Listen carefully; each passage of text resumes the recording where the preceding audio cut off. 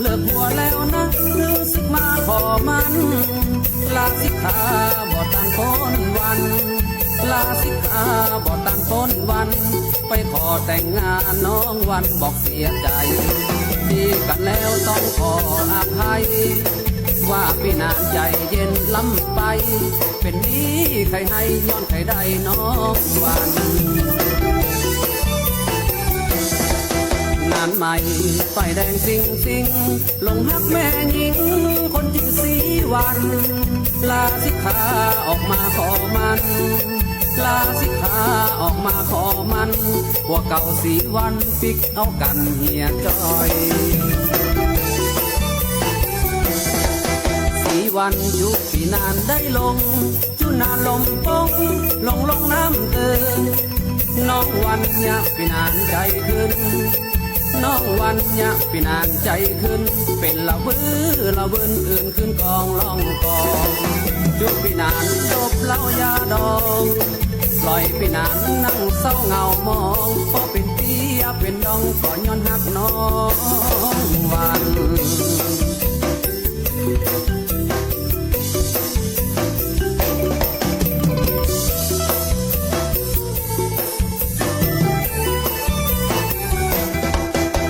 วันยุคปีนานได้ลงจุนานลมปงลงน้ำเติงน้องวันอยากปีนานใจขึ้น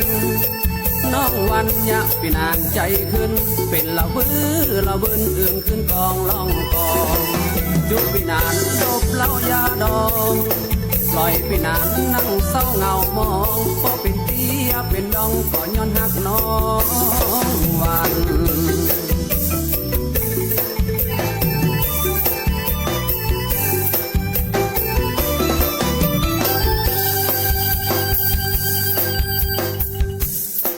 สวัสดีเจ้า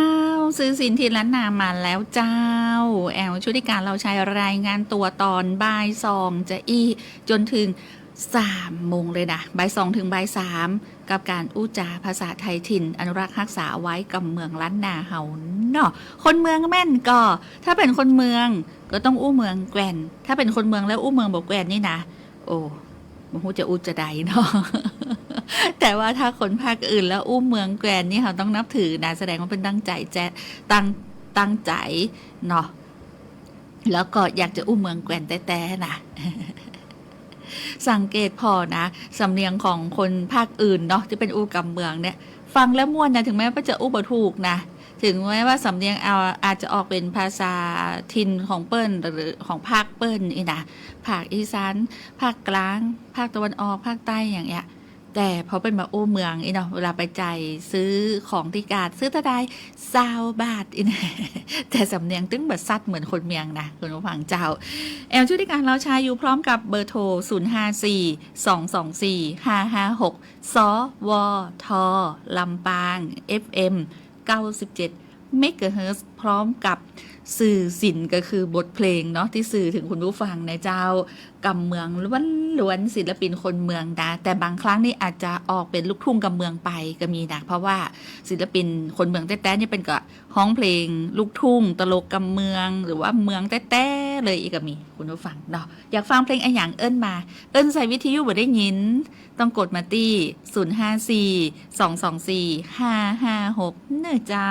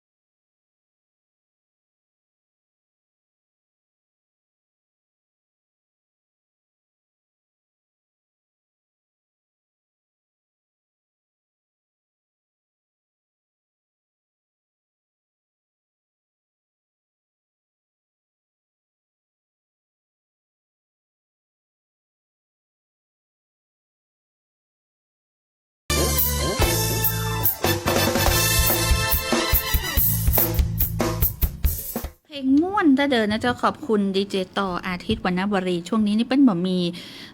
เวลาว่างที่จะมาปุ๊บปากกับคุณผู้ฟังนะตะกี้ก็เข้ามาปุ๊บไปก็ออกไปปั๊บเนาะ แต่ว่าใส่เพลงม่วนๆด้วยคืออันนี้คือดีเจต่อเนาะบ่าวน้อยละปูนของเฮานะเจ้าช่างต่ออาทิตย์วรรณวลีเจ้าแล้วก็อู้ถึงเนาะอู้ถึงคุณผู้ฟังในช่วงนี้ขอให้ติดตามข่าวสารในเรื่องของกรมอุตุนิยมวิทยาเอาไว้ตัวนะเนาะเผื่อว่าเป็นจะแจ้งนะตั้งการแจ้งไอ้ยังเนี่ยก็จะได้รับมือกับทุกๆสาธารณภัยที่จะเกิดขึ้นและตอนเนี้ยทางหน่วยงานภาครัฐเจ้าก็ได้เตรียมรับมืออุทกภัยได้แจ้งเตือนพื้นที่เสี่ยงคือพี่น้องประชาชนเนี่ยได้เฝ้าระวังเนาะ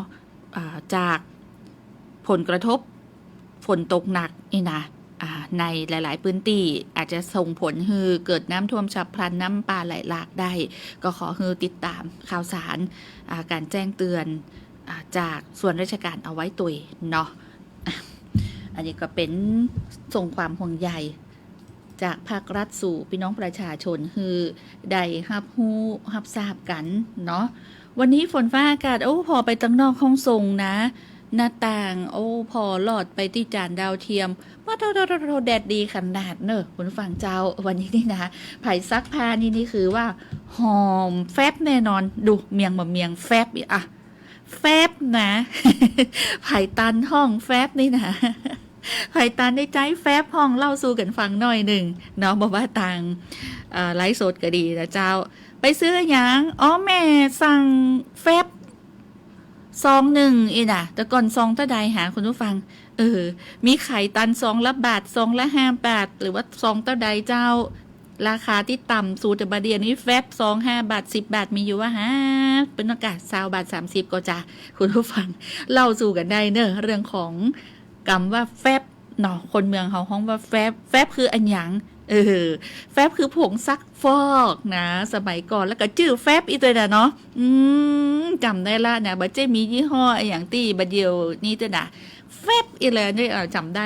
ก็ตัวเองก็เป็นคนบักเก่าเกินเมินละกายเนาะกระตันใจแฟบมาคุณผู้ฟัง หลายคนก็กึดตัวนะก็อู้ไปในการโซเชียลมีในสื่อที่เบิ้ลทำในส่วนของอินโฟในเรื่องของการสื่อสารอย่างต่างๆเรื่องของโฆษณาก็จะมีมีแฟบมีสบู่ยาสีฟันยี่ห้อนั้นยี่ห้อนี้เนาะอันนี้ไม่ได้กล้าโฆษณาในเปรียบเทียบเพื่อฟังว่าคนมาเก่าหรือว่าคนเมืองไปกับยี่ห้อเนี้ยไปที่ไหนไปกินข้าวเตี๋ยวข้าวเตี๋ยวนะตันก็ คุณผู้ฟังห้องอย่างก๋วยเตี๋ยวแล้วมันก็ไปกินก๋วยเตี๋ยวบางคนเนาะก๋วยเตี๋ยวแต่ถ้าเมียงแต้ๆนี่น้อยไปไหนไปกินข้าวเตี๋ยวมันเนี่ยก้อนนี่น้อยอยากจะตอบไปกินข้าวเตี๋ยวน่ะซื้อข้าวเตี๋ยวมากินอย่างมากินกับข้าวนึ่งแหมกำหนึ่ง ไผ่เกยพองน้ำข้าวเตี๋ยวมันลำดูอันนี้นี่คือบะพิษแล้วก็บะได้เพี้ยนภาษานะอันนี้คือเมียงแต้ๆสำเนียงคนบะเก่าเนาะในแต่ละพื้นถิ่นโดยเฉพาะภาษาไทยถิ่นเฮาเนี่ยมีเสน่ห์ถึงบอกว่า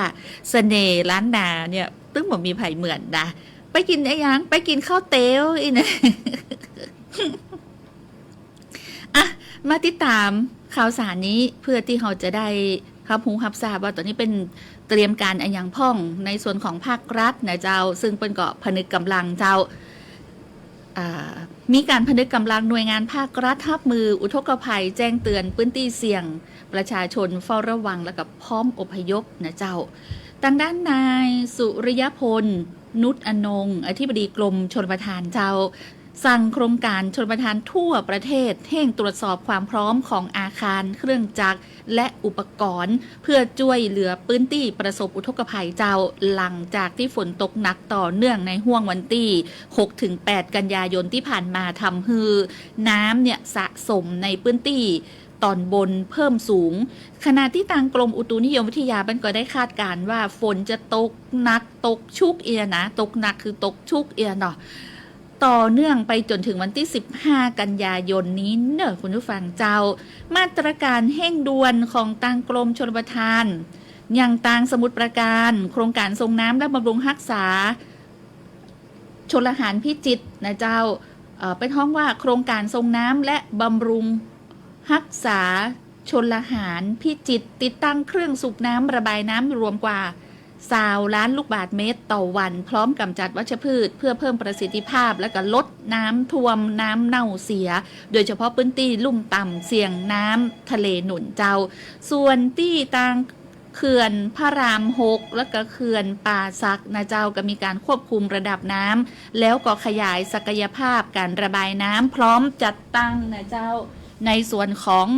ศูนย์ติดตามน้ำแบบเรียลไทม์โดยส่วนเขื่อนเจ้าพระยาชัยนาทมีการปรับปรุงการระบายน้ำอยู่ที่ 1,900 ลูกบาศก์เมตรต่อวินาทีเจ้าและก็ทยอยเพิ่มความตามความเหมาะสมส่งผลฮือพื้นที่นอกคันกั้นน้ำในอ่างทองและกับพระนครศรีอยุธยามีระดับน้ำเพิ่มขึ้น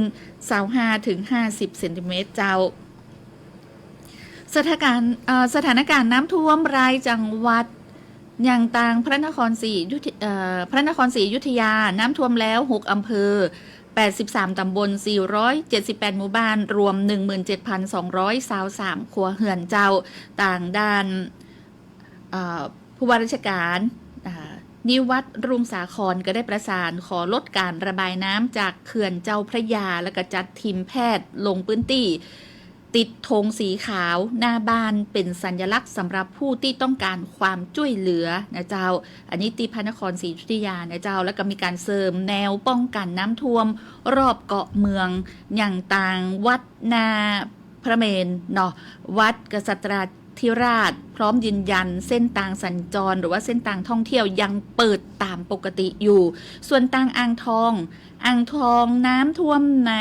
อำเภอป่าโมกอำเภอวิเชษชัยชาญอำเภอชัยโยรวมกว่า288ครัวเรือนและกับพื้นที่การเกษตร700ไร่ส่วนเทศบาลเมืองอ่างทองก็เตรียมเครื่องสูบน้ำ9แห่งพร้อมติดตั้งเครื่องสูบน้ำโมบายกว่า10เครื่องและก็ลาดตระเวนตลอด24ชั่วโมงส่วนทางนครสวรรค์ฝนตกสะสมบวกมวลน้ำเหนือการระบายน้ำจากเขื่อนสิริกิติ์ทำให้ระดับน้ำในลุ่มน้ำยมน่านสูงขึ้นนะเจ้าและก็น้ำท่วมแล้วบางพื้นที่ในอำเภอเมืองระดับน้ำเกือบ1เมตรอันนี้นครสวรรค์นะเจ้าประชาชนต้องอพยพของคืนชั้น2ของบ้านและก็ต่างผู้ว่าราชการจังหวัดนครสวรรค์ผู้ว่าชุติพรเสชังนะเจ้าสั่งตั้งศูนย์พักพิงเตรียมกำลังพลและก็เครื่องจักรเข้าช่วยเหลือเจ้าส่วนทางเจียงใหม่ทางผู้ว่าราชการจังหวัดเจียงใหม่ผู้ว่าทศพลเพื่อนอุดมก็ได้มีการสำรวจระบบระบายน้ำสำคัญพร้อมติดตั้งเครื่องสูบน้ำ3เครื่องแล้วก็เกิดถนนสุดตัวในอำเภอแม่ริมมีผู้บาดเจ็บ1รายส่วนทางสกลนครอุดรธานีหนองหานสกลนครน้ำ 98% ของความจุตอนนี้ก็เห่งพร่องน้ำแล้วก็ติดตั้งเครื่องสูบน้ำเสริมเจ้าส่วนเขื่อนน้ำอูนจังหวัดสกลนครคาดว่าน้ำจะเต็ม 97% ใน7วันก็ได้มีการเห่งพร่องน้ำเต็มศักยภาพเขื่อนห้วยหลวงจังหวัดอุดรธานีน้ำ 97% คาดว่าจะล้นใน7วันและก็เห่งพร่องน้ำเสริมคันกั้นน้ำแล้วเนาะต่างสกลนครและก็อุดรธานีนะเจ้าส่วนอำนาจเจริญฝนตกหนักทำให้เป็นห้องว่าทำให้ลำเซบายล้นท่วมพื้นที่4ตำบลด้วยกัน21หมู่บ้าน608ครัวเรือนพื้นที่การเกษตรกว่า 5,600 ไร่ที่ได้รับผลกระทบนะเจ้านี่คือที่อำนาจเจริญส่วนการช่วยเหลือพี่น้องประชาชนเจ้าต่างกองบัญชาการกองทัพไทยร่วมกับมูลนิธิและท้องถิ่นแจกถุงยางชีพ650ชุดน้ำดื่มกว่า 3,000 ขวดฮือกับเจ้าอำเภอเสนาและอำเภอบางบานอยุธยารวม650ครัวเรือนเจ้าและก็ได้มีการจัดทีมแพทย์เคลื่อนที่ดูแลผู้ป่วยติดเตียงผู้สูงอายุในเขตพระนครศรีอยุธยาและมีการจัดตั้งศูนย์พักพิงชั่วคราวพร้อมประสานหน่วยงานเข้าช่วยเหลือในพื้นที่เสี่ยงนะเจ้าตัวเลขล่าสุด อุทกภัยต่างปพได้รายงานนะเจ้าพื้นที่ที่ได้รับผลกระทบแล้วตอนนี้14จังหวัดมีจังหวัดอย่างพ่อง14จังหวัดที่ได้รับผลกระทบจากอุทกภัยมีพิษณุโลกเพชรบูรณ์พิจิตรชัยภูมินครราชสีมาสิงห์บุรีอ่างทองสุพรรณบุรีพระนครศรีอยุธยาสมุทรปราการฉะเชิงเทราปราจีนบุรีจันทบุรีและระยองเจ้า14จังหวัดตอนนี้ได้รับผลกระทบจากอุทกภัยตามที่ต่างปพรายงานรวมแล้ว48อำเภอ218ตำบล1,032หมู่บ้านประชาชนเดือดร้อนกว่า 41,125 ครัวเรือนหรือประมาณ147,308 คนส่วนเรื่องของการเตือนภัยต่างศูนย์ปฏิบัติการธรณีพิบัติภัยกรมทรัพยากรธรณีก็ได้เตือนเรื่องของการเฝ้าระวังดินถล่มน้ำป่าไหลหลากใน11จังหวัดเสี่ยง11จังหวัดเสี่ยงที่มีการเตือนก็คือเชียงใหม่ตากพิษณุโลกเพชรบูรณ์สุโขทัยน่านกาญจนบุรีจันทบุรีตราดระยองแล้วก็เลยเจ้าอันนี้เตือน11จังหวัดที่มีความเสี่ยงเพราะฉะนั้นในช่วงนี้นะเจ้าฝนฟ้าตกลงมาและจะตกไปจนถึง15กันยายนนี้เนอตามที่กรมอุตุนิยมวิทยาเป็นได้คาดการเรื่องของฝนตกหนักหรือว่าตกชุกต่อเนื่องนะเจ้าเพราะฉะนั้นพี่น้องประชาชนขอคือติดตามข่าวสารจากส่วนราชการหรือว่าติดตามข่าวสารจากกรมอุตุนิยมวิทยาไว้ตัวสุมาสายตะกี้เนาะน้องแอมกำลังข่าวสารอยู่ก็เลยบ่ได้รับสายสกรรมโทรมาใหม่เนาะหลังจากที่เพลงขึ้นได้เลยนะเจ้า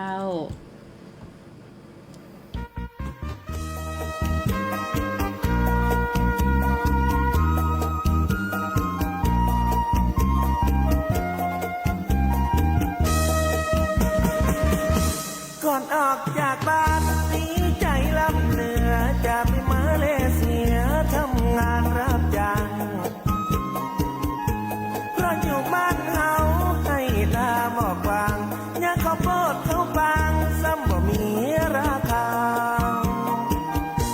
ถั่วดินถั่วดำถั่วเหลืองนั้นนาพิผลออกมาบ่พอใจนี่ไปซ้ำราคาบ่ดีบ่กุมนี้พี่น้องจะเอาหน้าปันใจจำน้องเปิ้นก่อนหนอเพราะว่าเงินบ่พอเสียค่าได้นากันว่าเงินมันดีเหมือนกำเปิ้นว่าบ่เหมือนตัวค่าคงได้ไถนาคืนหลอดได้ทำงานจะบ่คัดบ่คืนจะหีบส่งเงินคืนเมียของอายแล้วเงินตัวเอาไปไถนาคืนพี่น้องพอมาถึงมาเลดีใจในเมืองผ่านไป2 เดือนเงินดีแต่เจ้าพอเดือนที่3ลูกหัวรามเริ่มเราถึงกำหนดแล้วเจ้าเงินบ่มีมามันบ่เหมือนกำอูดตอนที่เปิ้นไปหามันบ่เป็นกำจาที่เปิ้นไปหากับบ้านยุคหมู่เฮาทำงานเงินบ่ได้พี่น้องจดหมายของเมียซ้ำมาเงียบหายเหลือแต่เพียงจดหมายของน้องเฮาว่าอันข้อความจดหมายเขียนมาสั้นๆว่าเมียพี่นั้นกำลังมีจู้มีเจอได้อ่านจดหมายแล้วจิตใจเฮาเลยเฮานี่คิดบ่ถึงว่าจะเป็นอย่างอีกกลายเป็นหญิงกากีแล้วกากีน้องอยู่มาเลเซียเมียอายนอกใจน้ำตาอายป่อไหลลงมาบ่ยังห่างอายคำเดียวเจ้าเอาอยู่เคียงข้างผัวยังบอกนางเอาคนอื่นมานอนนายนาจุกเขาเมียอายถ่ายถอนจนจุกมานอนเอาหมอนห้องกลมันคงกับคงสมใจนายนาดนองอายทุกอยู่มาเลเซียอายเทตั้งหลังตอนที่อายส่งตังให้ไทยหน้าปัน ไตกับว่าไทยบ่ถอนดาวรถเครื่องมาใจแอวเหนือแอวใต้ตัวอยู่ถึงวันเพราะมาเลเซียมีอายเปลี่ยนพันของอยู่ของมันตัวของพี่อายมาเลเซียมีอายหัวอกกระจายแตกมา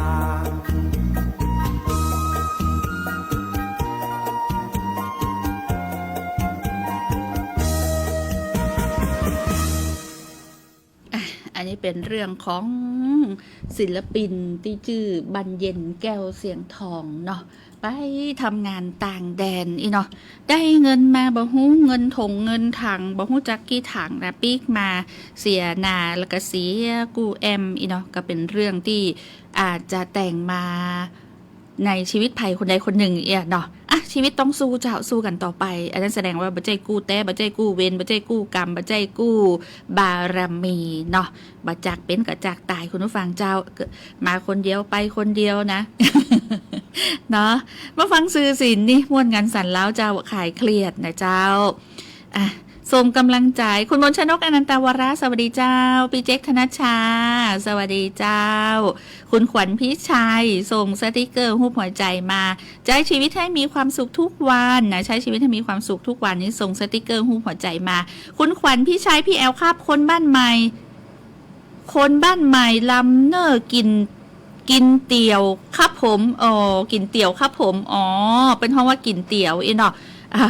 นอนอยู่ในเปรมนอนอยู่ในจุ้งจาเนาะถ้าบ้านน้องแอลจะห้องว่าจุ้งจานะแล้วก็คุณพี่สมัยสีเทพทำรงส่งสติกเกอร์หัวใจมาโอ้ย FC แฟนพันธุ์แต้นี่นะกดเลิฟก่อนรายงานตัวนะถ้าเกิดว่าอีแม่มาได้พิมพ์มานี่นะแม่จะอัดเสียงแล้วก็ส่งมาให้แอลเลยนะแต่วันนี้แม่นอมพิมพ์มาแสดงว่าว่างเว้นจากดูแลมอนคำละส่งกำลังใจให้มอนคำเนอะเดินแอลบ้านเหนือบ้านใต้เนาะไปทำบุญที่วัดนะกินข้าวสลักไม่ได้ก็น้องแอลด้วยนะทั้งบ้านไม่โกงนะ ไปแน่นอนนะ แล้วก็หันมอนคำโอ้ยเป็นก็ฝึกเดินเนาะใจมอนนี่ไทยปุ๊บอะบ้านเนี้ยเนาะบ่ได้ไปแอลบ้านคนนั้นบ่ได้ไปอู้กับคนนี้เนาะถ้ามอนอู้ได้นะมอนคำนะอันนี้คือ FC มอนคำนะเสียงสปอร์ตบางตัวเนี่ยสาวน้อยมอนคำเนาะฟังอยู่ถ้ามอนฟังอยู่นะยายบัวคำนะเขาคือสุขภาพแข็งแรงเดินขึ้นบ้านเหนือบ้านใต้แอลบ้านเหนือสุดบ้านใต้เลยเนอะมอนเนอะแล้วก็ว่าไปฟังเตติวัดนะอันเนี้ยคือ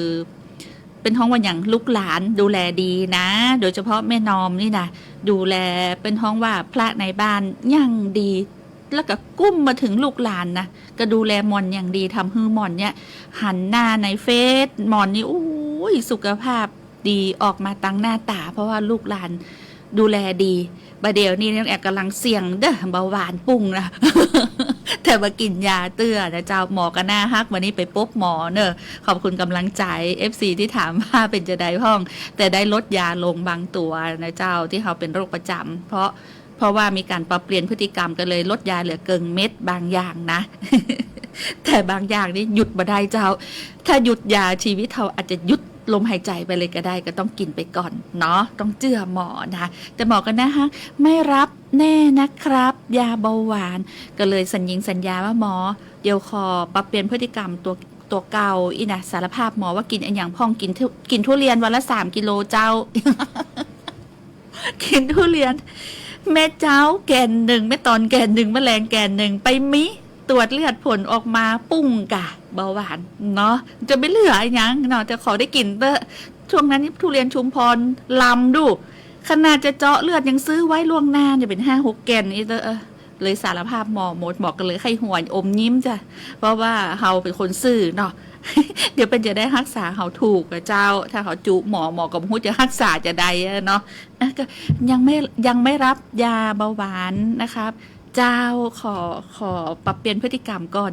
หมอก็บอกโอเคครับเดี๋ยวโอ้ยนะคะดูอย่ามาตามใจ เป็นหมอบางคนนี่ถ้าจะเอายาไปเลย จะอีลดมาได้แล้วต้องกินยาวันละ2 เม็ดแล้วล่ะอีเนาะโอ้ยยังต่อรองหมอมานะแถม2 เดือนปะกันใหม่พฤศจิกาปะหมอใหม่ เราสู่กันฟังสุขภาพดีแบบมีขายอยากได้ต้องปฏิบัติเอาคนเดียวโดยเฉพาะเรื่องของการออกกำลังกายสำคัญโอ้ยแฟนรายการกับกันแต่เดิมบอกหูจะกันจะได้ซุกยูจะได้ก็ได้อีน่ะเตือนจะได้ก็ได้ออกกำลังกายเนอะออกกำลังกายเนอะอีน่ะนะไปมีล่ะอันนี้หันละต่อไปต้องมีวินัย ใจชีวิตอย่างบาเดียวนี่บัดได้ละเนาะแต่ก่อนนี่ได้อยู่เป็นสาวน้อยดูบาเดียวที่สาวเหลือน้อยไปใจชีวิตอย่างอันกับบะมีเหลือเนาะบาอยู่ถึงลูกหลานเล่นหลนละ ชุติการเราใช้แต่เจ้าตะกี้ยังไม่ได้ฟังชีวิตไอ้คำได้เลยจาก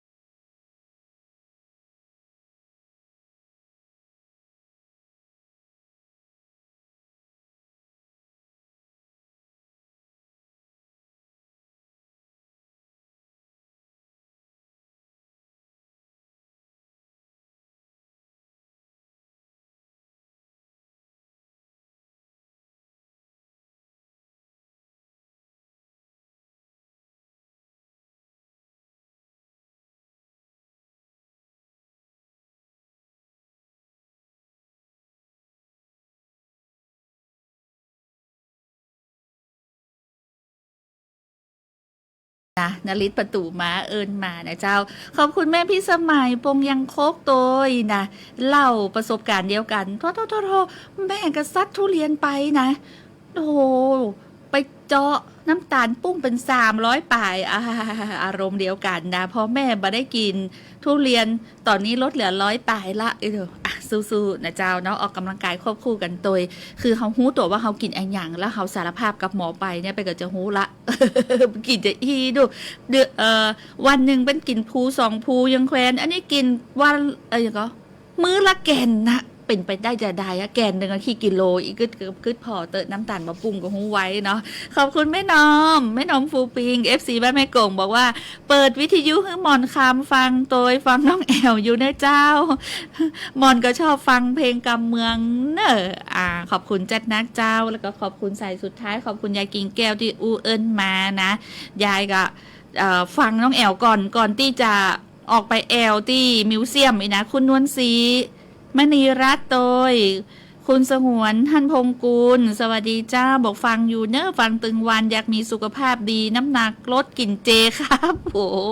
เจ้าแต่ก่อนก็เคยกินนะกิน9 วัน10 วันตามเทศกาลกินเจเจ้ากับกินทุกปีนะแต่ว่าไม่ได้กินทุกวันถ้ากินทุกวันนี่ถ้าจะเป็นท้องว่าอย่างสุขภาพกายสุขภาพใจสมบูรณ์แข็งแรงแบบ100%เนาะเดี๋ยวจะพยายามปรับเปลี่ยนพฤติกรรมเจ้าจะกินพักเป็นอาหารจะมากินอาหารกินยาเป็นอาหารละกายละเนาะคุณผู้ฟังเจ้าขอบคุณทุกเสียงทุกสายเนอะเอาเป็นว่าส่งเพลงนี้เป็นพิเศษให้กับมอนคำนะบ้านไม่โกงโตยหัวอกแม่เนอะนะบ่ฮู้จะอุจะใดละกำว่าหัวอกแม่นี่นะตึกคันนะกำตึกนะแม่นี่บ่วังอะไรอย่างกับลูกแหละแต่ว่าถ้าเขาว่าบ้านไหนมีผู้สูงวัยพระในบ้านคือดูแลนะลูกหลานก็อยู่ม่วนสงบเย็นใจนะเนาะดูคนเก้าดูเป็นของว่าพระในบ้านของเขานะปู่ย่าตายายแต่เจ้าดูแลเปิ้นดีนะสิ่งดีๆกับตัวมาพอแม่น้อมนี่นะขายครัวได้ขายดิบขายดีลดแลกแจกแถมหันก็ม่วนนะนะหันใน Facebook นะบางวันกับโพสนะได้กินแถวอันยังก็บ่ฟ้าแก้วแน่นเนอะไผซื้อนี่มันต้องกว่าเสียสตังเลยละกุ้งกะบ่ฟ้าแก้วกันแน่นผักไม้อย่างที่เอามาขายนะหันบางวันมีแถวส้มเกี้ยงบางเถินมุนเนี่ยไม่น้อมขายนะ เขาปิงเองปังๆนะเจ้าแล้วก็แฟนรายการกู้คนโตยนะจะบางท่านนี่บ่ได้มีโอกาสโทรมาเนาะโทรบัตันยายกิ่งแก้วผ่องกาหรือจะได้กานะ เขาคือมีสุขภาพดีกู้คนนะเจ้าลาด้วยหัวอกแม่อาจจะมาจบเพลงเนอร์สวัสดีเจ้า